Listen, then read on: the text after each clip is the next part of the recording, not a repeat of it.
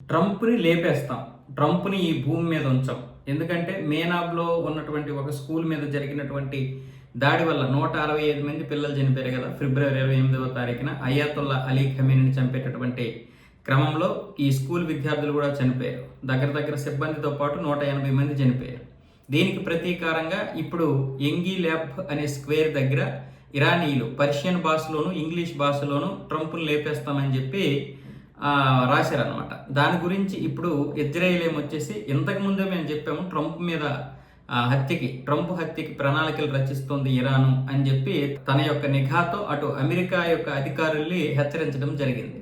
దాని గురించి అప్పట్లో అంటే మొన్న అమెరికా కూడా ఒకవేళ నన్ను చంపాలనుకుంటే మొత్తం ఇరాన్నే భూస్థాపితం చేసేస్తాం, ఇప్పటికే 1000 కంటే ఎక్కువ క్షిపణులు ఇరాన్ మీద పడ్డానికి సిద్ధంగా ఉన్నాయని చెప్పి కూడా ట్రంప్ ఒక ప్రకటన చేశాడు.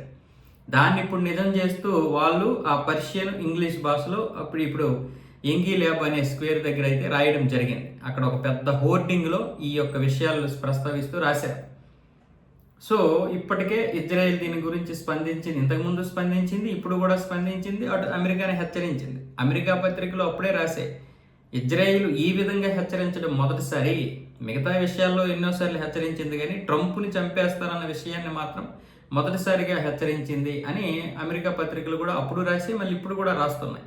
దీన్ని బలపరుస్తూ ఇప్పుడు ఈ హోర్డింగ్ మీద ఉన్నటువంటి అక్షరాలు చూసి ఇప్పుడు ట్రంప్ ఏమంటాడు చూసారా, నన్ను చంపాలని ఇరాన్ మొదటి నుంచి ప్లాన్ చేస్తుంది, అదే కనుక జరిగితే మొత్తం భూస్థాపితం చేసేస్తాం ఇరాన్ అని బెదిరిస్తున్నాడు. వాస్తవంగా ఆ రోజు పిల్లల్ని చంపడం అనేది కరెక్ట్ కాదు. 165 మంది పిల్లలు చనిపోవడం అంటే ఏ దేశానికైనా బాధగానే ఉంటుంది.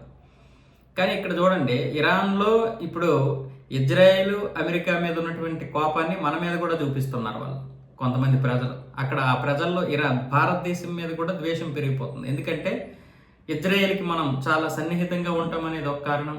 అలాగే ఇప్పుడు ఇక్కడ ఉన్నటువంటి ఏదైతే ప్రభుత్వం ఉందో అది హిందుత్వ ప్రభుత్వం అని కూడా అక్కడ ప్రచారం చేస్తున్నారు. ఈ విధంగా చాలా వరకు ప్రజల మధ్య కూడా ద్వేషం నింపేస్తున్నారు.